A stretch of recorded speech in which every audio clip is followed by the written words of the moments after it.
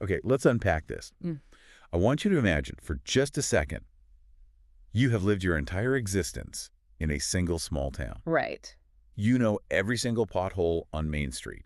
You know all the stop signs, the rush hour congestion. You know the shortcuts behind the grocery store. It's your whole world. It's your total reality. Getting from point A to point B takes a specific amount of gas, a specific amount of time, and, let's be honest, a specific amount of frustration. That's the only world you have ever known. It's the bumper-to-bumper grind of, everyday consciousness. And it's comforting in a way, right? Because it's familiar, but it is so, so limiting. Robert Monroe has a name for this. What's that? He calls it local traffic. Exactly, local traffic. But now, imagine someone pulls up beside you, rolls down the window, and says, hey, just over that ridge, there's an interstate highway. You can go hundreds of miles an hour. You can go literally anywhere. The horizon is just endless. And the view is unlike anything you have ever seen. But there's a catch. There is a catch, and it's a big one. Once you merge onto that interstate, once you feel that velocity, you can never, ever be satisfied with local traffic again. And that's the danger of it, in a way. You can come back to town, sure, you can drive the speed limit, but you'll be sitting at a red light, just drumming your fingers on the wheel, knowing exactly what's happening out there on the highway. The inertia of that old road becomes unbearable. Unbearable. And that is the central metaphor that kicks off Far Journeys, the second book by Robert Monroe. And today we are going deep, and I mean really deep, into the second era of Monroe's out-of-body explorations. This is not just floating around the bedroom anymore. No. This is about hitting the gas and leaving the entire map behind. It's a massive shift in tone and scope from his first book. If you look at his first work, Journeys Out of the Body, which we've touched on before, it was essentially a diary of panic. Totally panic. It was a man asking, am I going insane? Do I have a brain tumor? Why am I hovering over my physical body looking at myself sleeping? It was the freak out phase. Book one was pure survival. It was like a horror movie where the protagonist somehow makes it to the end credits. Yeah, exactly. Book two. Yeah. Book two is the sequel where that same protagonist buys a muscle car and says, let's see what this thing can actually do. Precisely. Let's push it. But before we get into the cosmic stuff, and folks, we are going to get into some mind-bending territory involving intelligent light beings, time travel, and emotional harvesting. Yes. We need to ground this. Yes, we have to. Because I think there's a tendency to picture Robert Monroe as some guru on a mountaintop, wearing robes, or a mystic with a crystal ball. Oh, absolutely not. And that's probably the most important piece of context here. If you want to understand Far Journeys, you have to understand the man who wrote it. Who was he, really? Robert Monroe was a broadcast executive, a businessman in the 1950s and 60s. He produced radio shows in New York. A media guy. A total media guy. He was a glider pilot. He was about as pragmatic, nuts and bolts, and, type A as you can possibly get. He says explicitly in the book that he didn't ask for any of this. Not at all. It started in 1958 with these intense vibrations in his body that he thought were a medical condition. He didn't want enlightenment. He wanted a diagnosis. He thought he was dying. He really did. He actually underwent extensive psychiatric and psychological testing to prove he wasn't losing his mind. It's in the appendices of Far Journeys they actually reference the tests. And what was the verdict? The results were basically, Robert Monroe is a high-functioning, sane, successful man. They noted he had some issues with avoiding conflict that showed up in his Rorschach tests, but he was definitely not psychotic. Yeah. He was just a normal guy dealing with something completely impossible. Which makes everything we are about to discuss so much more unsettling. Right. If a guy on a street corner with a cardboard sign tells you he met intelligent balls of light and visited a farm where human emotions are harvested, you keep walking. You avoid eye contact. Of course. But when a sane, successful CEO tells you that, with the same dry, matter-of-fact tone he uses to discuss a cable TV contract, you have to stop and listen. It adds this layer of credibility, or at least a very stubborn curiosity, that is so hard to just dismiss. He's an unwilling explorer who decided, okay, if this is happening, I'm going to take notes. He approached the afterlife like an engineer. Like an engineer approaching a schematic. That's a perfect way to put it. So before we dive into the heavy cosmic architecture, I want to touch on this funny little detail about why this might have all started. I was reading through the early chapters, and did you catch the pyramid theory? I did. It's a great little anecdote that Monroe throws in, almost as a joke, but then it kind of makes you wonder. All right. So years after this all starts, he's driving past his old house in Westchester, New York, the place where the out-of-body experiences, the OBEs, first began. He's with a psychologist friend of his. Okay. And the friend points at the house and says, well, there's your answer. And Monroe is looking at the house like, what are you talking about? It's just a stone house with a green roof. And the friend says, look at the roof. It's a perfect copper-covered pyramid. Pyramid. Yeah. The theory being that living under a copper pyramid acted like a lens, or maybe a capacitor for some kind of energy that triggered his altered states. So pyramid power kicks off the whole journey. Yeah. I love that. Huh. Whether it's true or not, it just sets the stage for the strangeness perfectly. It really does. But let's move into the meat of Far Journeys. Yeah. As we said, the fear for the first book is pretty much gone. Yeah. But something else set in that I found hilarious and honestly very, very human. What's that? He got bored. He did. He admits it freely. In the early 1970s, he just hit a wall. He'd pop out of his body, float around, maybe look at some sleeping neighbors. Check on friends, verify what they were wearing. And just drift. He called it local traffic. It became tedious for him. Can you imagine having a superpower, literally defying the laws of physics, Yeah. passing through walls, Yeah. flying, and finding it boring? Oh, look at me, flying through solid matter again, yawn. It's incredible. But this boredom was crucial. It was absolutely essential because it forced an evolution. It led to this pivotal decision he made in 1972. He realized his conscious mind, his left brain, the analytical businessman, was driving the bus. And the left brain only knows what it knows. It wants to confirm physical reality. It wants to read license plates to prove it's real. Exactly. So he decided to surrender control. How did he do that? He literally made a conscious command before going to sleep. I turned the decision-making over to my total self. His soul, maybe? His higher self. Something like that. And that changed everything. He describes an immediate surge of power. He wasn't just floating in his bedroom anymore. He was being pulled into entirely different dimensions. The interstate. He was on the interstate. But here's the interesting part. Before he fully left the physical world behind to go galaxy hopping, the high strangeness started bleeding into his everyday waking life. This is the stuff that sounds like a glitch in the Matrix. It's where the spooky stuff follows you home from work. It really is. And we have to talk about the money pants. The money pants are a classic example of what he calls these physical anomalies. So Monroe has this specific pair of pants hanging in his closet, and he starts noticing that if he leaves them hanging there, money just appears in the pocket. And we aren't talking about finding a forgotten $20 bill from last winter. Oh no, this was happening repeatedly. Consistently. It's consistent, but the amounts are random. $2 here, $3 there. I think he said maybe $11 max. It's just petty cash. And he's a rational guy, so his first thought isn't magic. Of course not. It's sleepwalking. Right. He assumes he's getting up in the middle of the night, taking cash from his own wallet, and just stuffing it in the pants. It's the only logical explanation. So he does what any good scientist would do. He tests it. He takes the pants and puts them in a sealed plastic bag. He seals the bag. He seals it shut.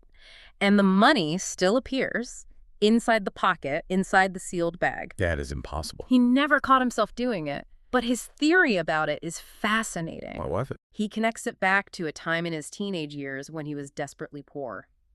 He thinks a part of his consciousness is still stuck in that need state and is manifesting the cash. So it's like a time delay. Yes. But because of the time delay or the energy required, it's just appearing now, years later, when he doesn't actually need it anymore. It's like a cosmic lag. Yeah. He ordered the money in 1930, and the delivery finally arrived in 1970 via teleportation. Something like that, yeah. That is wild. But the gravity defiance is what really freaked me out. The cushion falls. Oh, this happened twice, and it defies all Newtonian physics we know. The first time, he was carrying a big stack of books down these steep flagstone steps. Oh, that's a bad combination. A terrible combination. He tripped and just dove headfirst. By all rights, seeing as he was in his 50s, he should have cracked his skull open or broken a collarbone. That's a hospital visit, minimum. Instead, he stopped, 6 inches from the floor. Stopped, like midair, like a cartoon character just hanging there. He says he landed light as a feather. No bruise, no impact. Just floated down the last 6 inches. Wow. And it happened again on a patch of ice. He slipped, braced for the impact, and just settled gently onto the ground. So what's the theory there? It's as if his out-of-body state was protecting the physical body reflexively. His total self was intervening to prevent damage to the physical vehicle. Okay, so he's got magic pants and anti-gravity reflexes. Yeah. But the story that really sold me on his abilities, Mm. and the one that had verifiable witnesses, was the poker game, Ah, yes. the choir practice. The local poker game in Charlottesville. These were just local businessmen, friends of his. They had absolutely no idea about his other life. And they called it choir practice. As a joke, yeah. Yeah. Because their wives wouldn't approve of the gambling, so they pretended they were going to do something wholesome.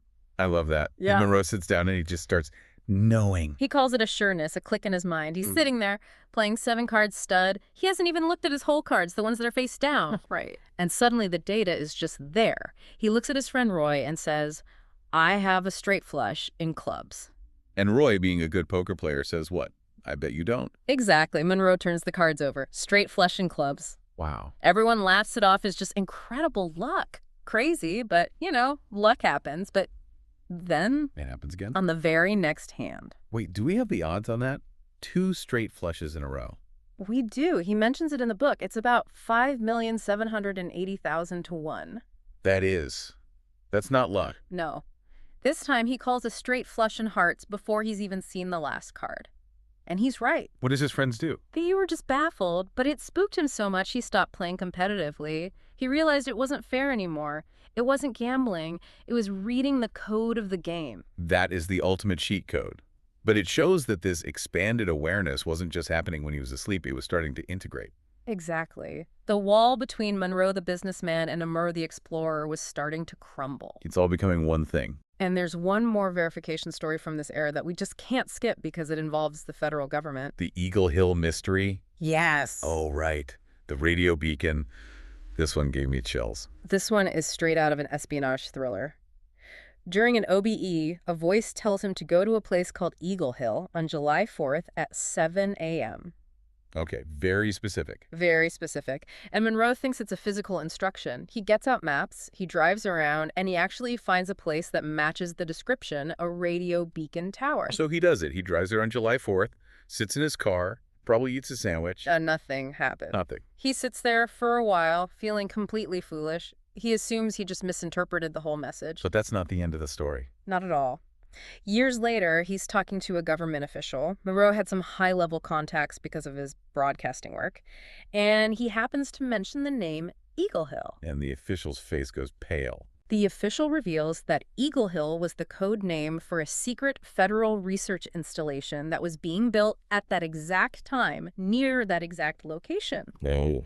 The implication was that Monroe was supposed to go there out of body to witness something, not drive his station wagon there and wait. It's just another one of these data points that suggests he wasn't just hallucinating. Hallucinations rarely have code names that match classified government projects. Exactly. And that desire for verification, for data, that's what led him to try to formalize all this research. He wanted to move away from the woo-woo and get into the real data. This brings us to the science of the gateway. Right. He didn't want this to be occultism. He wanted it to be applied sciences. So he opens a lab. He starts developing hemisync, this technology, using audio tones to synchronize the brain hemispheres. And he starts macking these states of consciousness. Yes. We hear these terms a lot now in the gateway tapes: community, focus 10, focus 12, focus 15. Can you break those down for us? What is actually happening in the brain? Right. So Monroe realized that specific sound frequencies could induce these states reliably in other people, not just him. It's based on something called the frequency following response. Okay. If you play, say, 100 hertz in one ear and 104 hertz in the other, the brain creates a phantom 4 hertz signal, a binaural beat, that it then tunes itself to. It guides the brain waves down. Precisely. And focus 10 is the foundational state. Body asleep, mind awake. Your physical body is paralyzed in deep relaxation. It's effectively sleep paralysis, but your consciousness is fully alert. Which is usually a terrifying state for people who experience it spontaneously. That's the classic nightmare state. But he turned it into a launch pad. He reframed it completely. Instead of a trap, it became a door. Then you have Focus 12, which he called expanded awareness. Now what's that? That's where you stop paying attention to the physical signals, the itch on your nose, the temperature of the room, the sound of the air conditioner, and you expand your perception outward. And to test all this, he starts recruiting volunteers. He calls them the Explorer Team. This is where it gets very sci-fi for me. He puts people physicists, engineers, psychologists, in a shielded booth. It's basically a Faraday cage with a waterbed inside. Dark, soundproofed. He hooks them up to electrodes, pumps these hemisync sounds into their ears, and then talks them over a microphone while they go elsewhere. And they start meeting things, or beings, Yeah. entities, non-physical intelligences. The Green Man. Yes, one explorer reported meeting a figure in a green robe. And when the explorer asked about the robe, the entity said he wore it to make the human comfortable. Just projection. A projection to lower fear. It suggests that these beings understand our psychology maybe even better than we do. And what about the entity that didn't understand bodies? That was an explorer codenamed TC. He met a female entity who showed him around some non-physical facility, and at one point, TC had an itch on his physical neck back in the booth. A real physical sensation. Right. He tried to explain the concept of an itch to this entity, and she was just baffled. She had no concept of biological discomfort. She couldn't grasp why a suit, as she called his body, would cause irritation. Wow. But my absolute favorite story from the lab days has to be the skeptic, the female psychologist who came to visit. This plays out like a scene from a horror movie, but with this incredible punchline. This is a perfect example of Monroe's dry humor and the trickster element of these phenomena. So the psychologist is very, very skeptical. She thinks it's all just suggestion or hypnosis. Of course. So Monroe says, fine, just get in the booth, listen to the tones, see what happens. He just wants her to experience the relaxation state. And it's 5:00 p.m. on a Wednesday. That's a key detail. Okay, so she gets in, the heavy door closes, total darkness, total silence, except for the tones. 5 minutes later, she is screaming over the intercom. What's she saying? She's frantic. She says, there's someone in here with me. She claims 4 beings are holding her feet and her head, and they're trying to lift her out of her body. And Monroe starts laughing, which seems kind of cruel, but there's a reason for it. A very specific reason. Because 5:00 p.m. on Wednesday was the regular scheduled session time for one of his most experienced explorers, a woman codenamed ROMC. And ROMC. RMC always had 4 helpers, as she called them, who would come and lift her out of her body to start the session. Oh my God. Yeah. The entities were creatures of habit. They were. They showed up for their 5:00 p.m. appointment, saw a woman lying in the booth, and just tried to eject her, not realizing it was the wrong person. They were just doing their job. Time to go, ma'am. It suggests that these entities or helpers operate on a schedule, or at least they recognize the environment of the booth as a place of work. It terrified the psychologist, obviously. She did not come back. I can't say I blame her. Sorry, ma'am, you were sitting in the ejection seat. And then there's the dead batteries. We can't gloss over that because that brings it back to actual physics. Right, the dead battery phenomenon. Cars that were parked too close to booth 2 during these experiments would have their batteries drained. Completely dead. But not all the cars. No, just the ones in close proximity. Cars parked 60 feet away were totally fine. Which implies this isn't just something happening in the mind. There is a genuine, measurable energy field being generated during these OBEs that is powerful enough to interact with electricity. Precisely. It's an electromagnetic anomaly. So we have the physical stuff, we have the lab experiments, but then Far Journeys takes this hard left turn into cosmology. A very hard turn. Monroe stops just, puttering around Earth and starts meeting the INSPECs. INSPECs. It sounds like a government agency or a tech startup. It stands for Intelligent Species. That's just his term for them. These are beings of, superior intelligence. They don't have physical bodies. They usually appear as balls of radiating light or sometimes as hooded figures. Why hooded? He says it's to hide their formlessness from humans, to make them less frightening. Again, they're accommodating our psychology. And the way they communicate is fascinating. It's not English. It's not any language we'd recognize. He calls it NVC, nonverbal communication. And he describes it as receiving a rote. Think of it like a zipped file on a computer. They just throw this ball of thought at you. You catch it, and instantly you understand everything in it, the history, the emotion, the technical data. It just unfolds in your mind instantly. Which is way more efficient than us talking right now, one word at a time. It's like downloading a whole book into your brain in a microsecond. Infinitely more efficient. And it's total understanding. He says there's no room for lying in the rote because the intention and the feeling are part of the information packet. You get the whole truth. You get the whole truth. And through these rotes, they start showing him the structure of the afterlife or the non-physical reality around Earth. He talks about the rings. Yes. He maps out these different bands of consciousness around the planet. And the inner rings, the ones closest to us, are chaotic. They're filled with what he calls repeaters. Repeaters being the people who just keep coming back to Earth. They keep reincarnating. Right. They're obsessed with physical life. They're stuck in these loops of desire, sex, food, power, drama. They don't even realize they can leave. They die, they hang around the Earth sensation, and then they just dive right back in for another body as soon as they can. And there are other areas. Then you have what he calls the heavy or gray areas. That's where people are stuck in guilt or fear systems, hells of their own making, essentially. People who don't know they're dead or who are trapped by their own beliefs.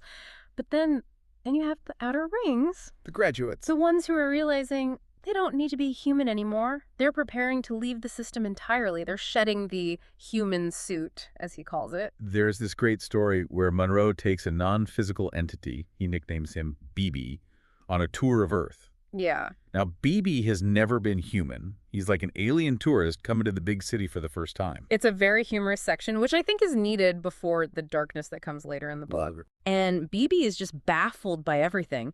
They visit a city, something like New York, and BB is totally overwhelmed by the noise of all the human thoughts. He asks Monroe, where did they all come from? Like he can't comprehend that many individual consciousnesses in one place? Not at all. And then they meet a human, a guy named Charlie, who is in a fade-in state, maybe dreaming or near death. And the amazing thing is, Charlie can perceive BB. Okay. So BB tries to explain that he's from KT-95, which is his home system, and Charlie just thinks Monroe is pulling a prank on him. He thinks it's a joke. Yeah, and it really highlights how absurd human life must look to an outsider. BB sees all our struggles and our dramas as games. He doesn't understand why we take it all so seriously. To him, we're just playing. It's all fun and games. Yeah. Until we get to the loosh. Ah, yes. The loosh. This is the part of the book that it usually stops people on their tracks. It's the Matrix moment. But it was written years and years before the Matrix movie ever came out. It's the red pill that you almost wish you hadn't taken. It is deeply, deeply unsettling. It is. So Monroe asks the Inspecs for the truth. He wants the bottom line. He says, what is this all for? What is Earth? And the Inspecs give him a rote, a history lesson. A big one. The biggest one. And the story goes like this. There is a creator, someone or something that wanted to grow a very rare, very valuable substance called loosh. And loosh is what exactly? Loosh is essentially emotional energy, the energy generated by living things experiencing emotion. Okay. So this creator sets up a garden. That's Earth. At first, it's just plants and simple animals, but the loosh production is low. It's not very potent. It's like low-grade fuel. So the creator needs to upgrade the system. Exactly. So the creator introduces a catalyst, a new ingredient. Which is? Conflict. Oh, no. He makes the animals eat each other. He introduces predators, prey, the struggle for survival. And the loosh production. It spikes. Fear, anger, terror, the struggle to live. This generates massive amounts of this energy. The garden becomes a factory. But that's not the end of it. No, because then the creator realizes something else. There is a distilled, super high-quality version of loosh that is even more valuable. And it comes from love. From love. Loneliness, longing, parental love, sacrifice, friendship, adoration. These produce the premium loosh. So the system is tweaked again to maximize these emotional states. Wow. The creator splits the humans into male and female to create longing and romantic love. He gives them short lifespans to create grief and urgency. He gives them families to create protective love and the pain of loss. So let me get this straight. According to this road, all of human history, all of our wars, our romances, our suffering, our greatest triumphs, it's all basically just a farming operation. We're crops. That was Monroe's exact reaction. He was devastated. He says he went into a depression for weeks. He couldn't eat. He felt like a cow being milked. He sat in his own garden and looked at the plants and thought, is this all we are? Are we just batteries for God? It's a terrifying thought. Yeah. That our deepest pain is just food for some interdimensional being. Yeah. It makes you feel incredibly small and incredibly used. But, and this is a really important but, the Inspecs eventually comfort him with a different perspective on it. Okay. They explain that loosh isn't just food. It's the prime energy of the universe. It's the fuel that lights the stars, maybe metaphorically or maybe literally. So we aren't just cattle. We are producers of something vital. Exactly. We are learning to turn raw experience into high-grade energy. We are creators in our own right. They frame it as a symbiotic relationship, not just a parasitic one. We are learning how to generate this energy so that eventually we can leave the garden and become creators ourselves. But it still requires you to accept that the whole purpose of life is to feel as intensely as possible. Which explains why life is so damn hard. If everything was easy and peaceful, we wouldn't produce any loosh. No friction, no energy. Precisely. If you just sit on the couch and do nothing your whole life, you are a failed crop. You are a weed in the garden. Man, that is heavy. That's a Let's pivot a bit to the science, because Monroe does try to ground all of this. He includes a scientific paper in the appendix by Twemlow and Gabbard. Yes, the psychophysiology of Robert Monroe. They actually hooked him up to EEGs during these sessions. They wanted to see if he was just dreaming or making it up. And what did they find? Was his brain doing anything weird? He's doing something very weird. They found that during his OBEs, his brain waves dropped into the 4 to 5 hertz range. Which is? That's the borderline between theta and delta waves. And for the non-neuroscientists listening, what does that mean? That is the state of deep, dreamless sleep. Coma, almost. Physically, his body was out cold. If you or I were in that brainwave state, we would be drooling on the pillow, completely unconscious. But he wasn't.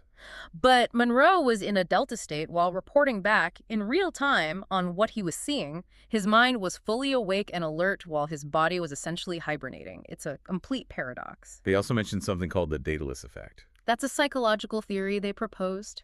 You know, Daedalus, the father of Icarus in the Greek myth, who made wings to fly. The psychologist suggested that Monroe had a grandiose wish to fly that probably stemmed from his childhood, but, and they give him a lot of credit here, they noted he used this wish adaptively. He wasn't delusional. He wasn't Icarus flying too close to the sun. Exactly. He wasn't Icarus crashing into the sea. He was Daedalus, the inventor, actually making the wings work and using this drive to explore. One thing Monroe warns about, though, is the hitchhiker effect, or he also calls it the beacon effect. It comes right back to the interstate analogy. Once you open yourself up to this, once you get on the interstate, you light up on the radar of things that live out there. You become visible to the other entities that dwell in those realms. Correct.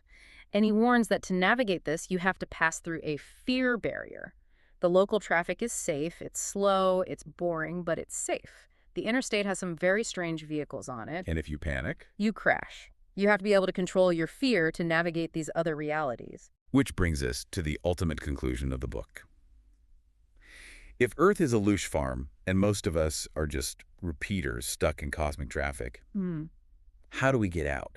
What's the goal of the whole game? The goal is graduation. Graduation. Monroe comes to the conclusion that human life is essentially an addiction. We are addicted to being human. Addicted to what, specifically? To the sensory input. The taste of food, the feeling of sunlight on your skin, the rush of sex, the high drama of emotion. That's why we keep reincarnating. We're repeaters because we crave the intensity of local traffic. We complain about the traffic all the time, but we secretly love the ride. We love the drama. Exactly. We love the stimulation. But eventually, you learn everything you can from this school. You produce enough high-quality, loose enough love, enough compassion, enough experience that you smooth out your own waveform. You don't need the friction anymore. You don't need the conflict to generate your energy. And then? What happens then? Then you move to the outer rings. You leave the Earth system. You go elsewhere to explore the rest of the universe, to become a creator yourself. You go and join the inspects. Wow. There's a beautiful and slightly haunting thought he ends the book with. He wonders if his entire journey, everything he learned, is just another rote that he hasn't fully unpacked yet. It's the idea that reality itself is just a packet of information that we are all slowly decoding. He describes standing on the edge of the universe. He feels small. But then he says, I am not alone. Never alone. And I think that's the core message, really. Despite the scary loosh stuff, despite the weird entities, despite the whole farm concept, the ultimate message is connection. That we are part of a massive intelligent system. We aren't just biological accidents on a rock. So here's the question I want to leave you with today. If Monroe is right, if your emotions are actually a form of high voltage energy that is being harvested or used for some higher cosmic purpose, how does that change how you view your bad days? Or your good days, for that matter. Exactly. If your anger, your joy, your grief, your love is the most valuable commodity in the entire universe, maybe we should be a little more careful about how we spend it. Maybe we shouldn't waste it on road rage in local traffic. And maybe we should all be asking ourselves, are we just sitting here honking the horn because that's all we've ever known? Or are we ready to look for the on-ramp? Are we ready for the interstate? I think I'm ready to merge, Hmm. but I'll definitely be keeping my eyes open for the money pants. Just check the plastic bag first. That's it for this deep dive into far journeys. We'll catch you on the next one. Safe travels.